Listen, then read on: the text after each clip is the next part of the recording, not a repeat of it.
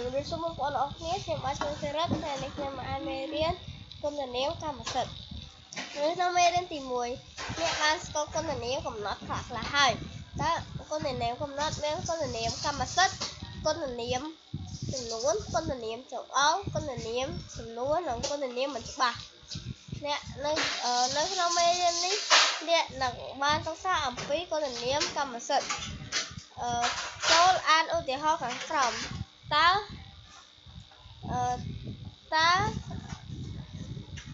ពាក្យណាខ្លះជាគុណនាមកម្មសិទ្ធិឥឡូវខ្ញុំមកសួរបងប្អូនមួយអំពីគុណនាមកំណត់តើគុណនាមកំណត់ជាអ្វីហើយគុណនាមជាអ្វីហើយគុណនាមស្ថិតនៅខាងណារបស់នាម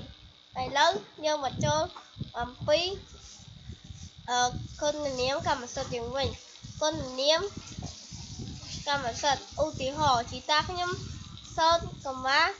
អត្ថបទការពីរោះណាស់2ផ្ទះវានៅឆ្ងាយជាងផ្ទះគាត់3តើសៀវភៅកំណាព្យឯងមានបទអ្វីខ្លះ4កំណាព្យគឺជាមរតកអក្សរសាស្ត្រជាតិយើងពាក្យខ្ញុំវាគាត់ឯងនាងយើងមានទីតាំងស្ថិតនៅជាប់នៅខាងស្ដាំនាមវាជាគុណនាមកម្មសិទ្ធិគុណនាមកម្មសិទ្ធិជាពាក្យបង្ហាញម្ចាស់នៃវត្ថុឬមនុស្សសត្វ